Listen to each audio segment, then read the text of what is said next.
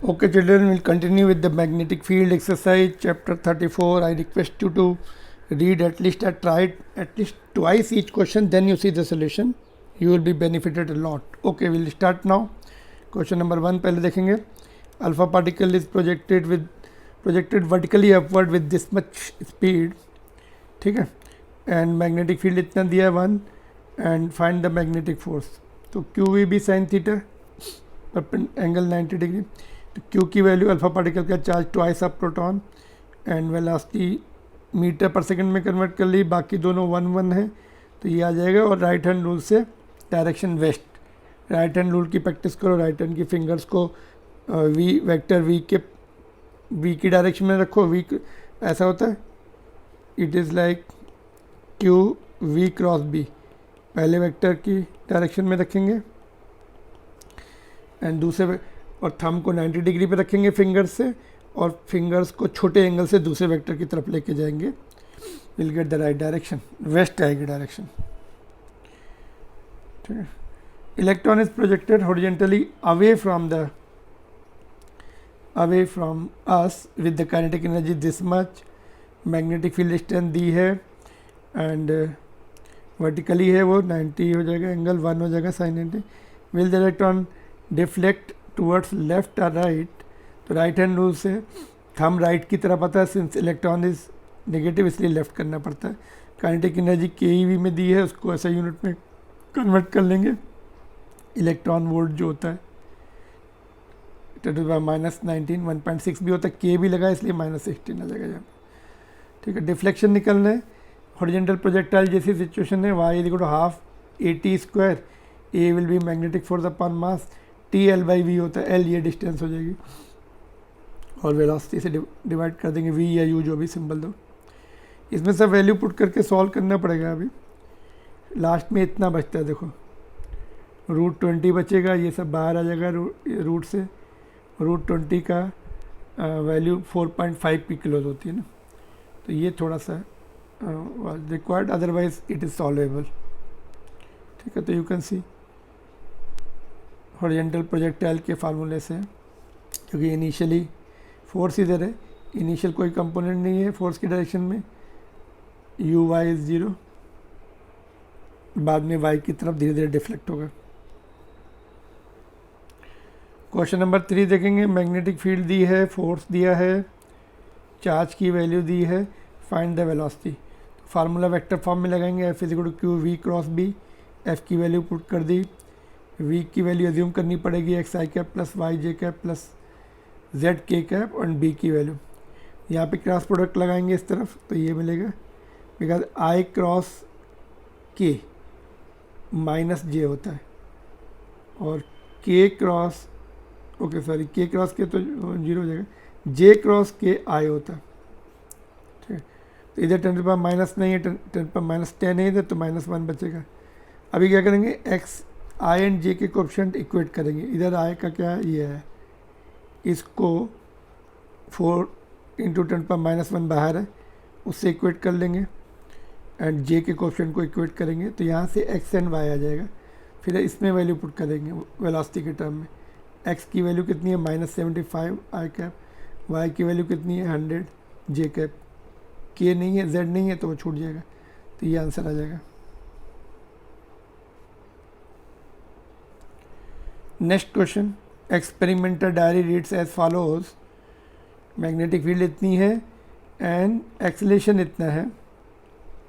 The number left of I, ये वाला, is not readable. उसको पढ़ नहीं सकते. यहाँ पे क्या होना चाहिए, हमें निकालना पड़ेगा.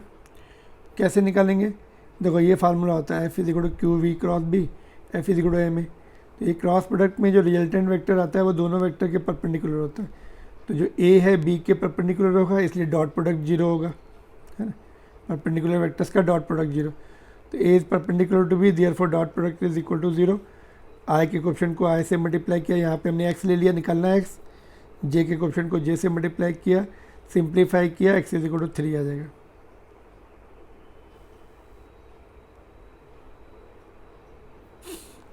क्वेश्चन नंबर 5 पर आएंगे. Similar to the question number 2. Mass दिया है बुलेट का, चार्ज दिया है, स्पीड दी है, वर्टिकल मैग्नेटिक फील्ड दी है, find the deflection of the bullet due to the magnetic field as it travels 100 metre. 100 metre चलने के बाद ऐसे डिफ्लेक्ट होगी। इनिशियली उसका फील्ड के 90 डिग्री फोर्स के 90 डिग्री पर कंपोनेंट वेलोसिटी जो है फोर्स के 90 डिग्री पे इनिशियल कंपोनेंट फोर्स की तरफ नहीं होगा, तो हाफ AT² आएगा। ए की वैल्यू मैग्नेटिक फोर्स अपन मास और टी की value L/U, similar to the question number 2। Values इसमें पुट करने के बाद सॉल्व करने के बाद 3.7 इंटू 10 सारी वैल्यू ऐसा यूनिट में पुट कर दो। माइक्रो को 10⁻⁶ लिखो, तो 10⁻⁻⁶ मतलब माइक्रोन, 3.7 माइक्रोन, बहुत कम डिफ्लेक्ट हुई।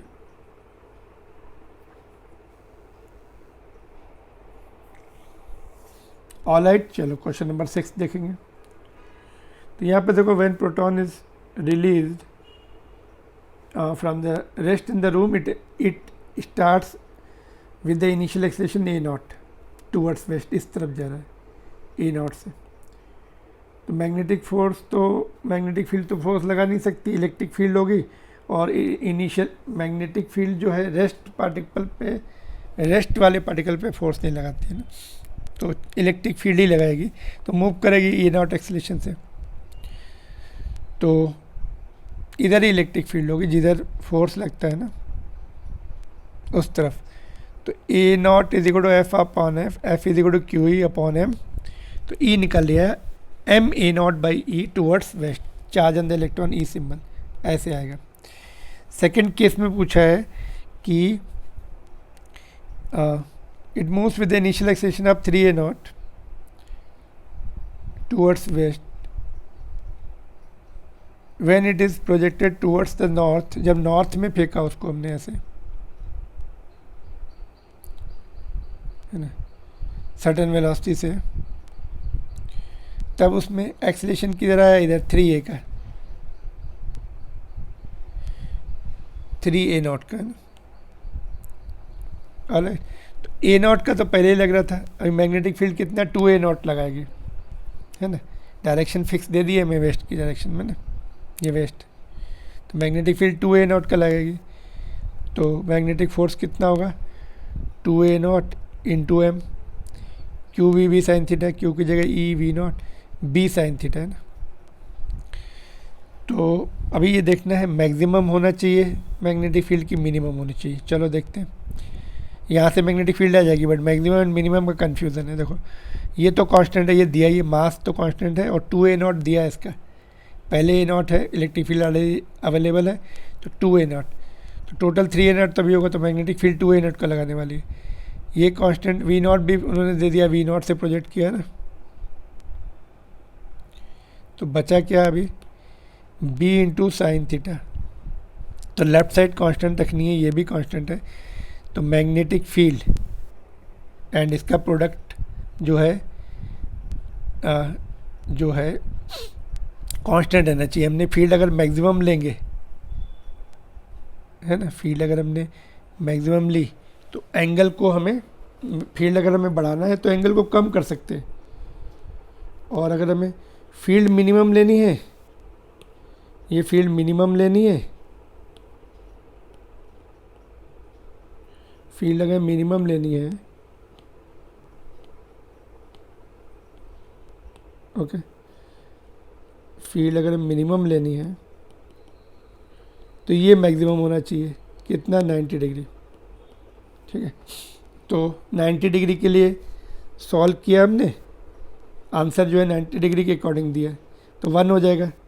तो B शुड बी 2mA0/EV0, ये आंसर दिया है ना।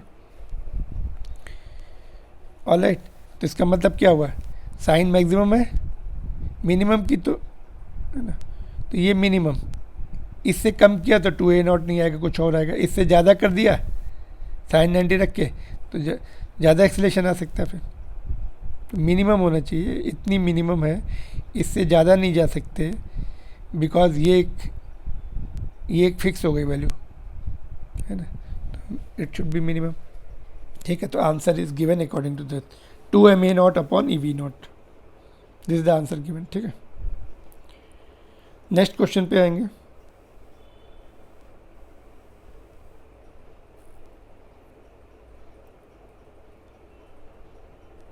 देखो